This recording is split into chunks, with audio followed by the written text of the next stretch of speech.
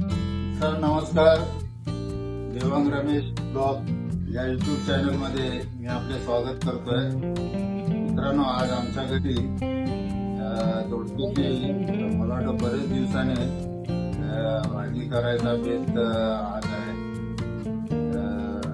एका नातेवाईकाने आम्हाला दोडका दिलेला आहे. कोकणातून तो आलेला आहे. त्याने आम्हाला दोडका दिलेला आहे. तर या दोडक्याची भाजी आज बनवण्याचा बेत आहे. तर ही दोडक्याची भाजी ही माझी पत्नी शारदा जाधव ही बनवून दाखवणार आहे आपल्याला. तर पहिला ही दोडक्याची साल जाड असते ती सर्व वरून काढून घ्यायची असते. काढून घेतल्यानंतर धुवून घ्यायचे आणि मग ते किसायचे. कापायची की किसायची? अशा प्रकारे कापून घ्यायचे.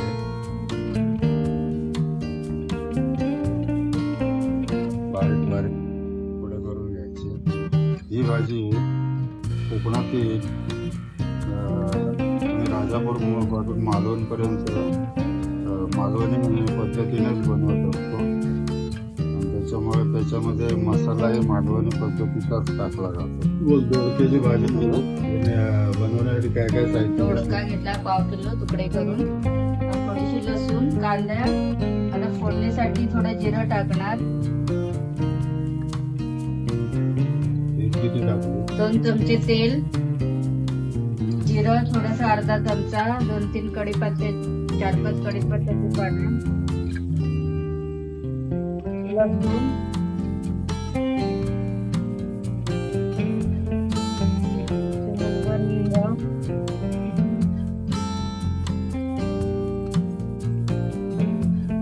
चांगलं परतायचं.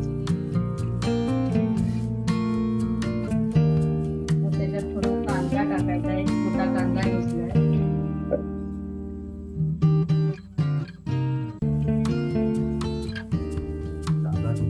एक छोटा कांदा घेतलाय. टोमॅटो छोटा एक टोमॅटो.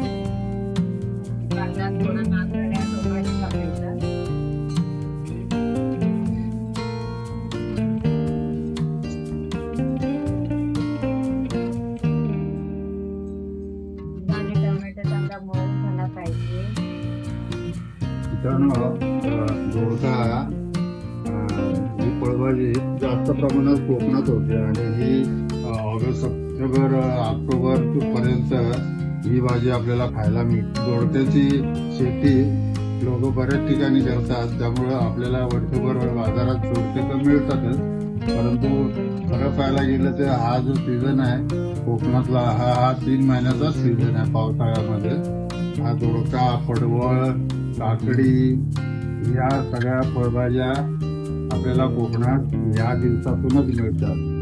थोडीशी हळद टाकायची, थोडी धणा पावडर,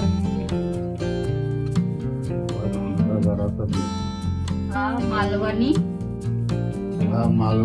मसाला आमचा हा 1 चमचा, त्याला ठेवणीचा मसाला म्हटलं जातं. म्हणजे राजापूर पासून मालवण पर्यंतची जे लोक आहेत जे मुंबईला राहतात ते जास्तीत जास्त हा मालवणी मसाला बनवूनच ठेवला जातो. त्याला ठेवणीचा मसाला म्हणतात. त्याच्यामध्ये सर्व म्हणजे मिक्स केलेला असतं.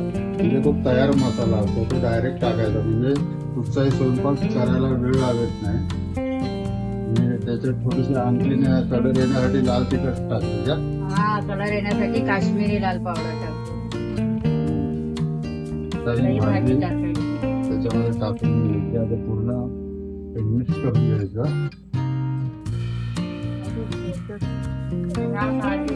पाणी नाही टाकणार कारण पाणी सुटतं या भाजीला, त्यामुळे वाफेवरच शिजवू. चवीनुसार मीठ,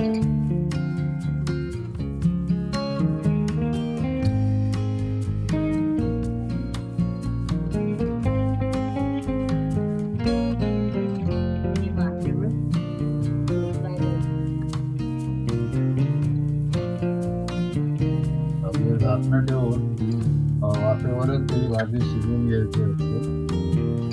मला वाटतं कमीत कमी 10 मिनिटं तरी लागतात भाजी तयार व्हायला.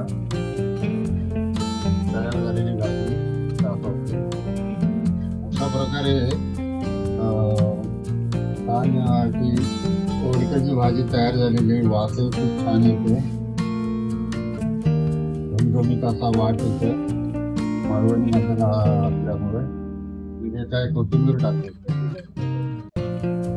तर ह्या दोडक्याच्या भाजीची रेसिपी आपल्याला आवडली असल्यास या व्हिडिओला तुम्ही लाईक करा, शेअर करा आणि चॅनलला सबस्क्राईब करायला मात्र विसरू नका.